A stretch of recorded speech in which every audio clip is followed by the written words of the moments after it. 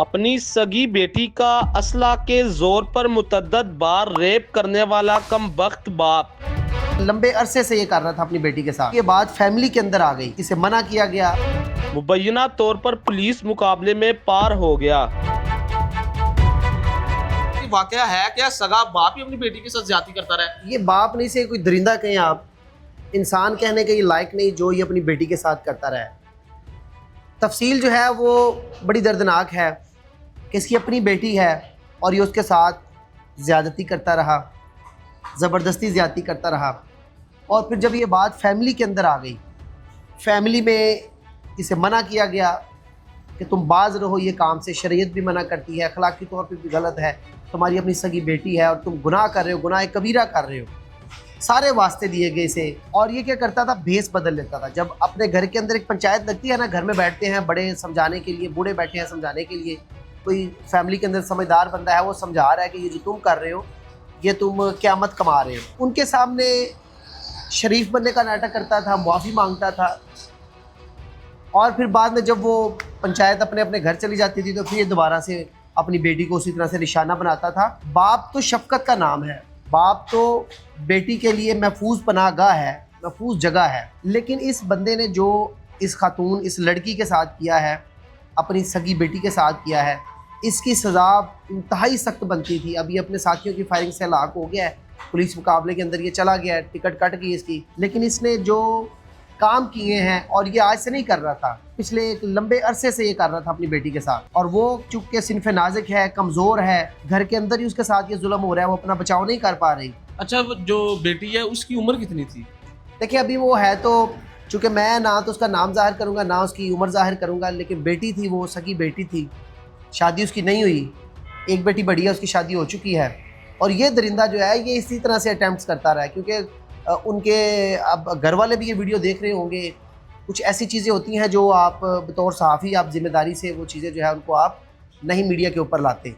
तो ये जो बेटी है इसके साथ इसने एक बार नहीं मुतअद्दिद बार ये ज़्यादती करता रहा है और असला के जोर पर करता रहा?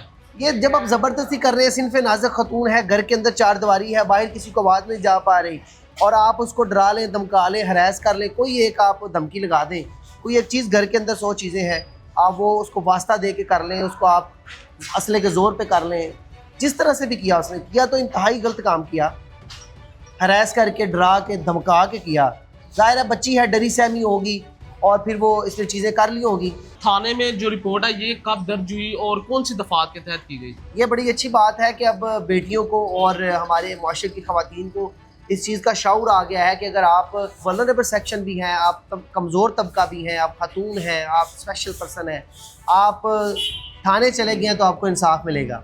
तो अब ये कुछ ही दिन पहले जो है वो भी एप्लीकेशन जो है वो दी गई थी और उस पर जो है मुलज़म को गिरफ़्तार किया गया था। फिर आपको पता है रूटीन की कार्रवाई होती है, पोटेंसी टेस्ट के लिए ले जाना होता है, कुछ चीज़ें जो है वो बरामद करनी होती है, जिस तरह आपने इसलिए का जिक्र किया, तो ये रिक्वायरमेंट होती है FIR की।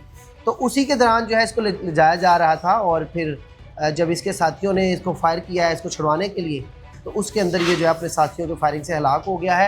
और ये बेटी ने जो है वो बड़ी हिम्मत दिखाई है, वो दूसरी ख़वातीन के लिए मिसाल बनी है कि उसने थाने के अंदर आके एप्लीकेशन दी है।